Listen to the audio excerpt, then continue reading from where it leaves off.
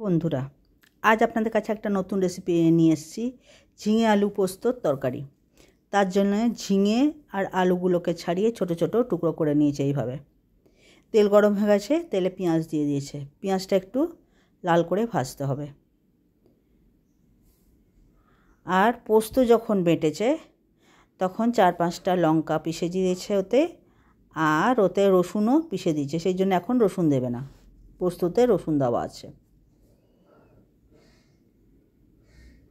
আমি লঙ্কা খাই না আর ঝিঙেও খাই না, সেই জন্যে ঝিঙেতে লঙ্কা দিয়ে ঝাল দিয়ে তরকারিটা করছে। তো এবার ঝিঙে দিয়ে দিল। ঝিঙেটা এবার পেঁয়াজেতে ভালো করে একটু ভাজবে।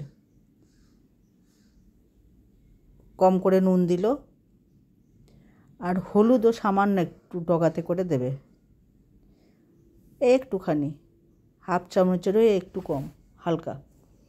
এবার এটা কষবে, আর কোনো মশলা দিতে হয় না, এটাই ভালো করে কষবে।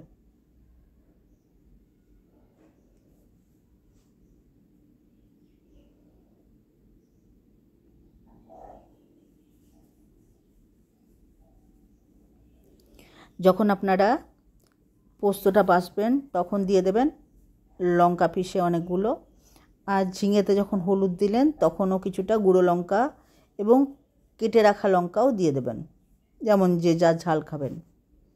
এবার অনেকক্ষণ ভাজা হয়েছে,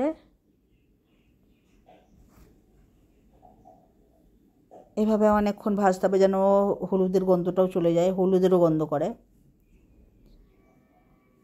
রসুনটাও পোস্ততেই পিষা আছে, সেই জন্যে এখন আর রসুন দেয়নি। তো এবার ভাজা হয়ে গেলে এবার জল দিচ্ছে, জল দিয়ে এটা ঢেকে সেদ্ধ করবে।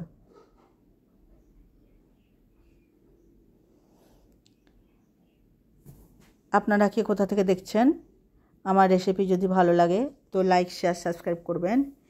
এবং আপনি যদি নতুন হন, নতুন ভিডিও দেখছেন, তাহলে লাইক, শেয়ার, সাবস্ক্রাইবের সাথে সাথে পাশে থাকা বেলটাও টিপে দেবেন, তাতে আমি নতুন ভিডিও দিলেই সহজেই আপনার কাছে পৌঁছে যাবে।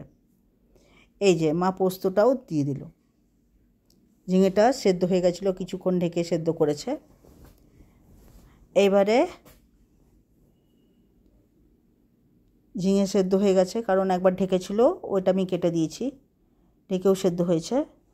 এইবারে পোস্ত দিয়ে কিছুক্ষণ এরকম করেই খোলা খোলাই সেদ্ধ করবে, ঢাকবে না, আর মানে একটুখানি নেড়ে চেড়ে নেবে। আর ঝিঙে আলু পোস্তটা একটু ঝোলঝোলি খেতে ভালো লাগে, তাই একটু ঝোলঝোলি নামাবে।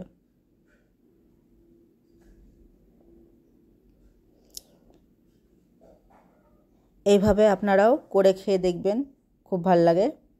হ্যাঁ, আর আপনারা কে কোথা থেকে দেখছেন জানাবেন। আপনাদের যদি ভালো লাগে তো লাইক, শেয়ার, সাবস্ক্রাইব নিশ্চয়ই করে দেবেন। রান্না প্রায় হয়ে গেছে, একটু ঝোলঝোলি নামাবে।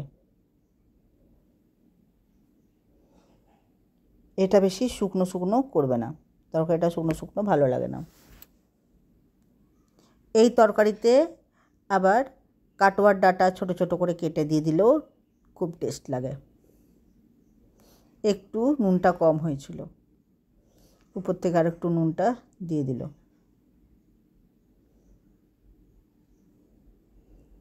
এবারে হয়ে গেছে, নামিয়ে দেবে।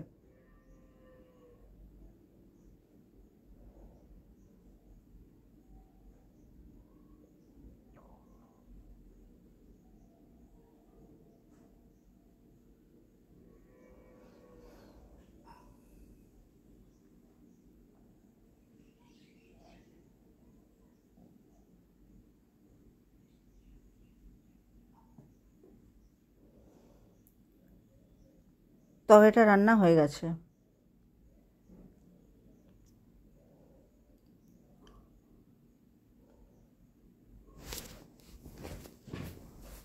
এটা একটু ঝোল ঝোল খেতে ভালো লাগে, তাই একটু ঝোলঝোলি রাখছে, পুরো রস শুকিয়ে দেবে না।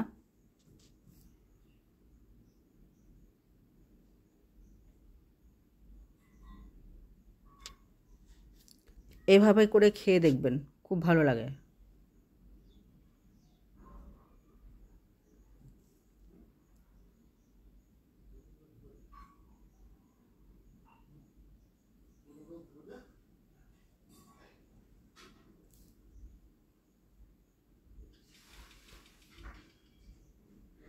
ভিডিও দেখার জন্যে অনেক অনেক ধন্যবাদ।